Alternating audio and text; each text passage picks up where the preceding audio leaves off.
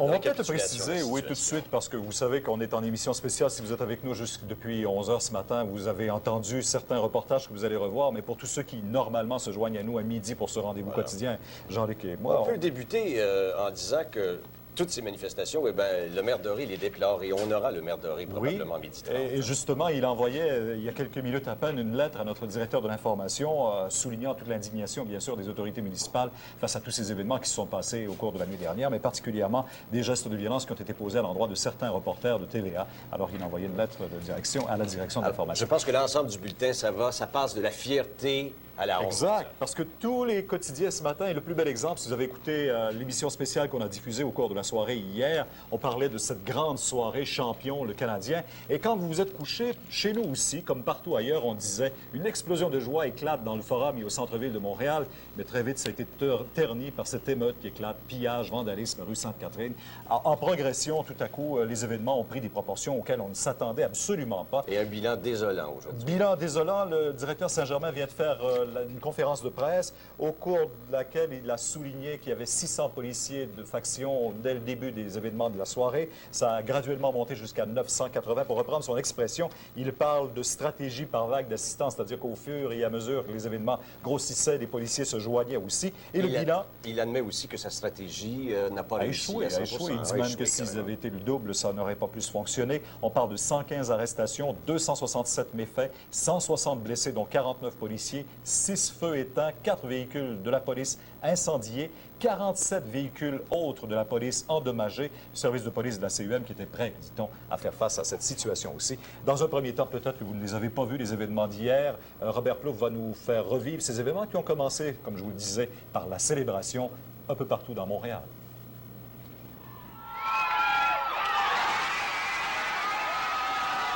Un peu après 10 heures, lorsque le Canadien a enfilé son 4e but, plusieurs jeunes étaient déjà passablement échaudés. Juste avant que la partie ne se termine, les forces policières ont pris leur place le long de la rue Sainte-Catherine. Il est 22h15.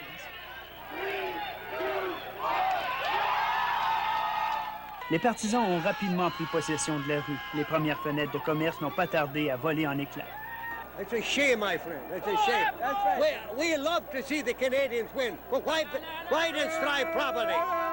Une répétition des événements de 1986, même pire que 1986, à la différence que les policiers étaient sur place, tentant de contrôler ce qu'ils pouvaient contrôler.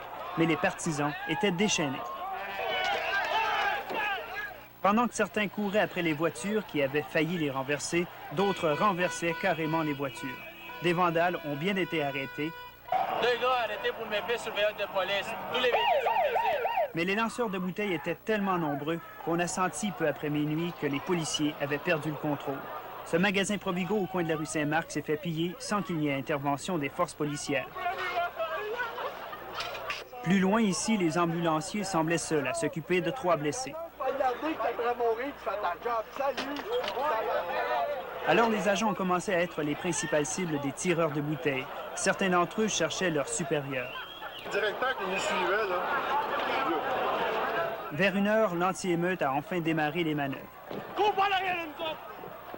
Il est 2h du matin. Pour une xème fois, les policiers adoptent la même stratégie, c'est-à-dire qu'ils forment un double cordon, puis, comme vous voyez, ils foncent vers la foule. Peu de temps après, les policiers avaient enfin repris le contrôle. Alors, on remorquait les voitures. Ça fait combien que vous faites comme ça ce soir? Oh, une dizaine, certain. Les commerçants constataient les dégâts. Tu vas assurer? Ah oui. C'est tout le monde qui paye pour ça. Et les policiers procédaient aux dernières arrestations.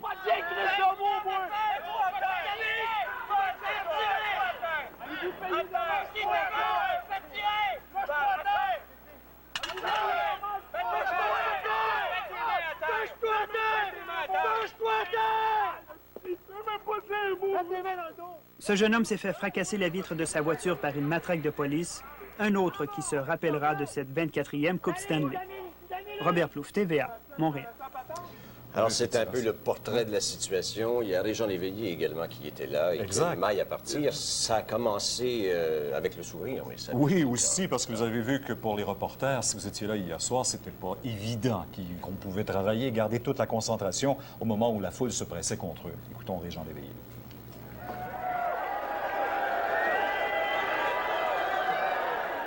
L'avance insurmontable du Canadien les a amenés à fêter bien avant la fin du match. Mais quand le triomphe a été officialisé, les milliers de partisans ayant passé la soirée devant le Forum ont créé une première surprise alors que nous étions en direct. On va s'y transporter. Studio, les gens rentrent dans le Forum. Leur séjour au Forum a été de courte durée. Les véhicules des médias sont vite devenus une proie facile.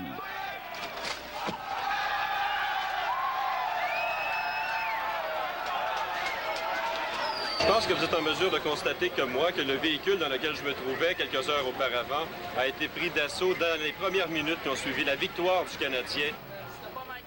D'ailleurs, les remorqueurs se succédaient avec les quarts de reportage cette nuit. On ramasse les restes, là, ça se trouvait dans un des médias, supposément, là, mais comme je t'ai dit, là, il n'est pas plaqué, rien, il a été vandalisé au bout. Ça fait juste le 6e qu'on ramasse. Là. Ben, c'est le monde qui risque sur des forums qui constituent une Sainte-Catherine, là, je trouve ça dégueulasse, puis réellement stupide. Je sais pas quoi dire. J'aimerais que la parade soit cancellée, puis je serais le maire de Montréal, je sais même pas, je me demanderais si je démissionnerais pas. J'ai honte. J'ai vraiment honte. J'ai honte. C'est pas moi! Puis, tout a été prétexte au saccage. Les policiers étant débordés, d'autres véhicules garés près du Forum y ont goûté. C'est sous escorte policière que les pompiers devaient affronter les foyers d'incendie. En 23 ans de carrière, le chef Gilles Caron n'a jamais rien vu de tel. Mais toutes les interventions qu'on fait, ils sont accompagnés de la police. Parce qu'ils reçoivent des projectiles. C'est justement. Exact. Fait que vraiment, là, c'était aérien qu'on prend, non? Une chance qu'ils ont gagné. S'il a fallu qu'ils perdent, ça aurait été quoi? Sous le sigle du Canadien, les employés du Forum avaient une vue imprenable sur le saccage, des vitrines ayant été fracassées. Un autre moyen de salir le Québec, hein? On l'a tellement voulu au plat, puis là, ben, regarder la réputation, ça va nous amener, tu sais. Il me semble que c'est pas tout le monde, puis je trouve ça bien choquant. Le combat fut inégal, le défoulement total. Les policiers, au milieu de la nuit, remontaient tranquillement une pente. Au moment où les joueurs réussissaient à sortir par une porte de côté vers 2 heures cette nuit, la ville déployait une équipe de col bleu. Mais il faudra beaucoup plus que ça, une fois que la réputation d'une ville est entachée. Régent Léveillé, TVA, près du Forum de Montréal. Alors, ce matin, c'est scène de désolation, mais on reprend les activités. Les vitreries fonctionnent très bien. J'ai rencontré des commerçants. J'ai eu un chiffre tantôt, Jean-Luc, on parle peut-être de 10 millions de dommages au cours de ces événements survenus au cours de la nuit dernière. On va avoir l'occasion d'y revenir. Oui. Mais là, comme c'est le temps des bilans, bien sûr, les premiers visés, la police de la communauté urbaine de Montréal, Alain Saint-Germain a rencontré la presse il y a quarantaine de minutes ou à peu près. Si vous voulez, on va rejoindre tout de suite Gaétan Giroir. Gaétan, le constat que fait Alain Saint-Germain, en quelque sorte, nous aurions été le double, le triple, nous n'aurions absolument pas pu venir à bout de ces manifestants, ces délinquants. Exactement. C'est ce que dit M. Saint-Germain. Il dit que s'il y avait eu plus de policiers que ceux qu'il a appelés hier soir, c'est-à-dire au total, au plus fort d'opération, 980 policiers, ça aurait tourné à la confrontation. Ça aurait pu être bien pire, puisqu'en plus des dommages matériels, il aurait pu y avoir des pertes de vie. Vous avez vu dans les 2 reportages de mes collègues, Robert et Régent, des images. Moi, je vais vous donner des chiffres très impressionnants. On écoute. Il y a eu 115 personnes arrêtées au cours de la nuit. 260 méfaits qui ont été rapportés à la police, 168 personnes blessées, dont 49 policiers blessés légèrement. Les pompiers ont dû éteindre 6 feux. Il y a eu aussi 31 wagons de métro endommagés, dont 8 qui sont inutilisables, 15 autobus qui ont été lourdement endommagés, 12 abribus qui ont été détruits, 47 autos de police endommagés et 8 complètement détruits. Et sans compter tous les quarts de reportage également qu'on a vu tantôt. Vous avez vu ça tout à l'heure, les 10 quarts de reportage des médias et tous les réseaux y ont goûté, comme Régent vous l'expliquait. Je voudrais juste revenir sur les blessés. Vous nous parlez de 168 blessés. Personne très sérieusement, j'espère? Non, on dit que ce sont des blessés légers. La plupart ont été blessés par des éclats de verre lorsque des vitrines ont été fracassées. Donc, les ambulanciers ont dû intervenir rapidement. Ce matin, ce qu'Alain Saint-Germain expliquait, c'est qu'on avait prévu qu'il y aurait des fauteurs de troubles, peut-être 200, 250, mais selon lui, il y en a eu beaucoup plus. Et en plus, ce que la police ne veut pas dire, mais ce qu'elle pense peut-être, c'est qu'on avait sous-estimé l'effet d'entraînement des fauteurs de troubles sur le reste de la foule. On peut écouter le directeur Saint-Germain. On l'écoute. Nous sommes d'avis qu'on n'aurait pas pu faire mieux avec même le double des effectifs. Même on est porté à croire que peut-être, avec plus d'effectifs, il y aurait eu confrontation entre les policiers et les jeunes délinquants. Il maintient que les policiers étaient quand même prêts à faire face à la musique hier soir. Peut-être la stratégie qui a été défaillante. Une des questions qui a été posée au directeur Saint-Germain, c'est est-ce que ça veut dire, M. Saint-Germain, que vous n'êtes pas capable, que vous êtes impuissant face à de telles manifestations? Il a dit non, je ne dirais pas ça, mais quelquefois, il y a des imprévus, comme dans l'émeute d'hier soir. Et ce qu'il disait aussi, c'est que les policiers marchent sur des œufs avec les chartes des droits, les médias qui les surveillent, et souvent, ils pensent avant d'intervenir. C'est, selon lui, ce qui explique le fait qu'on a attendu entre 22h45 et minuit 45, donc 2 heures, avant que les policiers, comme vous le montrait Robert Plouffe, avancent en double cordon, utilisent des matraques quand il le fallait pour disperser la foule. Merci, merci Gaétan Giroir. Est-ce qu'il y aura une conférence de presse de la fraternité des policiers? Parce que je pense qu'il y a certains policiers qui ne sont pas cachés de leur frustration vis-à-vis de peu de stratégie dans cette intervention. J'étais avec un des responsables de la fraternité des policiers il y a 15 minutes. Il m'a dit que vers 16 h cet après-midi, le président de la fraternité, Yves Prudhomme, va sans doute faire une déclaration. Ce responsable, que je ne vous identifierai pas, me disait que le service de police a tenté, selon lui, d'économiser. C'est un point de vue syndical, bien sûr, mais que certains commerçants partagent. On verra ce qui se passera au cours de cette conférence de presse, ce qu'ils auront à dire aussi, mais il faut rappeler que les événements... Oui, on va parler des victimes. Juste avant d'y aller avec Patrick Marucci, on vient d'avoir une réaction du ministre de la Sécurité publique, parce que c'est comme la police qui est concernée aussi. Claude Ryan, qui est à Québec. Ça vient tout juste de rentrer. La violence a commencé tout de suite, au moment où la partie se terminait. Fait que là, il faut bien dissocier la foule qui était au forum de ce qui est arrivé dans les rues de Montréal hier. Les bandes de voyous. Les bandes de voyous, je n'hésite pas à les qualifier de ce terme, avec toute la force dont je suis capable. Avaient préparé leurs actions, même. Ils les ont exécutées avec une brutalité, une violence et une agressivité dont la police de Montréal me dit qu'elle n'avait jamais vu l'équivalent auparavant. Bon, voilà. Sans précédent. Je pense, exact. Et Gaétan a souligné tantôt 267 méfaits. C'est des commerçants qui ont été attaqués, c'est le cas de dire pillés, volés, tout ce que vous voulez. On va rejoindre Patrick Marinucci, coin Stanley et Sainte-Catherine. Patrick, comment réagissent ce matin les commerçants? Ça doit être la désolation totale.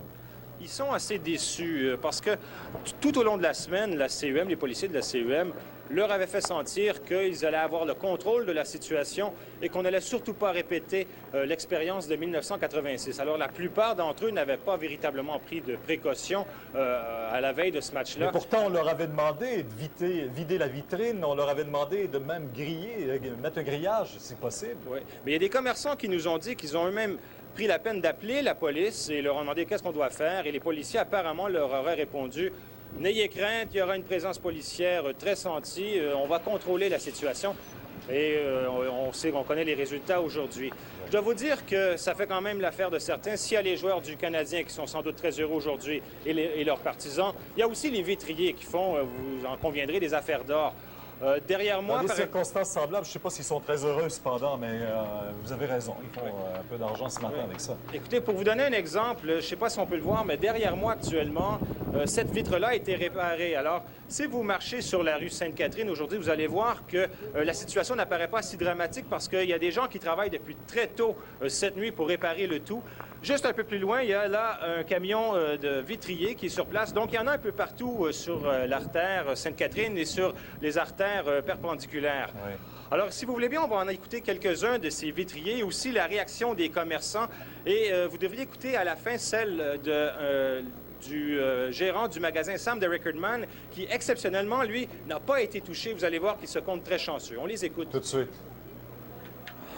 Ça va vous faire une grosse journée, j'ai l'impression, hein? Pas mal, oui. On n'arrêtera pas 20 de bonne heure. Vous avez commencé à quelle heure? 3 heures le matin. On va faire le maximum selon nos possibilités. On a commencé cette nuit, puis on n'arrêtera pas tant que ça ne sera pas réglé. Selon vous, vous en avez jusqu'à quelle heure, là? Ah, certainement jusqu'à tard ce soir. Tout est volé. Tout est volé, oui. Tous les manteaux de cuir, tous les manteaux de suède, des souliers, des bottes de cowboy. Pas mal toutes les marchandises qu'on peut avoir. Bien, qui a gagné un nouveau forum, au moins... Certains Sainte-Catherine vont être corrects pour mes vitrines, parce que c'est réellement... C'est pas possible un matin, je reviens pas. On a appelé la police, puis ils nous ont dit qu'on était ouvert dans notre autre magasin de sport. Ils nous ont dit, ça va, on a 200 policiers, aucun problème, soyez ouverts. On était ouverts, puis on n'a jamais entendu ça. On vous a volé beaucoup de disques, on vous a volé beaucoup de matériel? Énormément de disques et de cassettes et des instruments de musique également. Les gens sont montés jusqu'au 2e étage pour voler des saxophones, des guitares, toutes sortes d'instruments. Il faut savoir comment vous expliquer que vous n'avez rien eu, vous, ici. J'ai entendu des histoires cette journée-ci des personnes qui étaient sur le trottoir hier. Il y a des fois qu'on a entendu qu'il y a des policiers qui étaient partout chez nous. Puis après qu'ils ont parti, on a entendu qu'il y a beaucoup des personnes qui étaient le public en général qui étaient là pour protéger les vitres. Ah, vous voyez, c'est vrai, c'est intéressant de voir que même certains il y a des gens qui se sont opposés. C'est exactement placé entre les deux. Alors, j'imagine, pour ces commerçants, Gaétan Patrick, au cours de la journée, il y aura fort à faire pour remettre de l'ordre dans les commerces. Effectivement, la plupart, en tout cas, se sont montrés très déçus de ce qui s'est passé. On a eu beaucoup de gens qui nous ont parlé aussi des images qu'ils ont vues sur le réseau TVA. Ouais. On sent que la défaite est amère. Elle a un goût amer, cette défaite. Et les gens, plutôt que de fêter cette victoire du Canadien, sont un peu honteux. On aurait préféré que ces scènes disgracieuses ne se passent pas. Et peut-être en terminant, juste pour une anecdote, on est au coin de la rue Stanley et Sainte-Catherine. Alors, vous voyez les panneaux de la rue Stanley qui portent le nom de la couple. Eh bien, il n'y en a plus. Il faut en trouver à Montréal. Alors, c'est pour vous dire un peu dans quel état se trouve la rue, mais c'est beaucoup moins pire que la nuit dernière. Déjà, les réparations vont bon train et les vitriers, comme on vous disait, sont un peu partout sur l'artère en train de réparer. Et quand on dit un peu partout, ça va jusque très loin dans l'Est. On en avait près du métro Baudry. C'est sur plusieurs kilomètres. Merci, Patrick, pour ces précisions. Et Jean-Luc, quand on me parlait tantôt de 10 millions au moins de dollars de dommages, c'est des chiffres qui se confirment, on peut le constater à l'étendue des dommages qui sont là. Ce vandalisme est couvert par les assurances. On va aller tout de suite voir Monique Grégoire, parce que Monique Grégoire s'est justement interrogé ce matin certains représentants de compagnies d'assurance. Monique, effectivement, on parle donc de 10 millions et on n'a pas de misère à vous croire quand on voit ces dommages et ce qu'on a vu depuis le matin. Oui, en fait, c'est beaucoup, là, mais il faut quand même convenir que c'est moins là, que les premiers chiffres qu'on a entendus. Moi, c'est d'ailleurs la première question que j'ai posée à M. Marcel Tassé du BAC, le Bureau d'assurance du Canada, qui, eux, dès très, très tôt ce matin, ils ont parcouru toute la Sainte-Catherine, là, du Forum jusque dans l'Est. Et ce matin, la première question que j'ai posée, justement, c'est combien ça va coûter ces dommages-là? On parlait de 100 millions de dollars. On peut peut-être écouter la réponse qu'il m'a faite. Tout de suite. La première préoccupation, c'était justement le 100 millions. C'est pour ça qu'en matinée, très tôt, nous étions sur les lieux pour nous permettre justement d'avoir une meilleure idée du dommage qui aurait pu être causé. Et on est loin du 100 millions. Définitivement, on est très, très loin. Je pense que ça ne devrait pas dépasser le 10 millions. Alors... Bon, ben c'est l'évaluation qui va venir au cours des prochains jours, j'imagine, de chacun des commerçants. Mais il faut comprendre là qu'il y a plusieurs coûts là, qui ne sont pas comptabilisés quand on parle du 10 millions de dollars. 10 millions de dollars, c'est vraiment les dommages couverts par les assurances, les dommages faits au commerce. Mais il y a d'autres coûts qu'il faut comptabiliser. Par exemple, Bell Canada a vu certains des appareils de téléphone et des boîtes téléphoniques endommagées. Donc ça, il faut réparer. La Ville de Montréal aussi devra payer parce qu'il y a des panneaux de signalisation qui ont été arrachés. Il y a des arbres, des lampadaires, il y a des abribus que la STCEM devra remplacer parce qu'ils ont été endommagés. Donc, il y a beaucoup d'autres coûts. Il y a des temps supplémentaires parce qu'il a fallu nettoyer. Il y a des policiers à qui on a payé des salaires plus élevés parce que, bon, ils étaient hors de leur période normale de travail. Donc, tout ça, ce sont des coûts qui vont s'ajouter. C'est ça qui gonflait les chiffres peut-être ce matin. Peut-être pas 10 fois plus que du 10 millions qu'on parle, mais quand même, ça gonfle les chiffres aussi. Ben voilà, merci. Est-ce que c'est les commerçants qui attendent, justement, est-ce que les règlements viennent tardivement ou si rapidement ils pourront s'entendre avec leur compagnie d'assurance? J'imagine que déjà, on est à évaluer ces dommages partout? Absolument. Moi, ce matin, j'étais chez Archambault. Là, c'est ce que ce soir, je vais vous montrer dans un reportage. Et sur le place, il y avait les propriétaires et déjà l'inspecteur de la compagnie d'assurance était là pour voir les dommages. Ça se fait assez rapidement. Une chose, pendant qui est intéressante peut-être de noter, c'est que on a peut-être certains de nos auditeurs vont penser qu'automatiquement, le service de police de la CEM va être mis en cause, étant donné qu'en 86, vous savez, il y a un règlement, un jugement tout récent qui a condamné le service de police à verser des sommes aux assureurs en les rendant, en les jugeant fautifs des événements de 86. Alors, il ne faudrait pas croire qu'automatiquement, le même jugement va s'appliquer aux événements d'hier, parce que chaque cas est un cas d'espèce. Alors, on ne peut pas automatiquement penser que Montréal sera responsable là.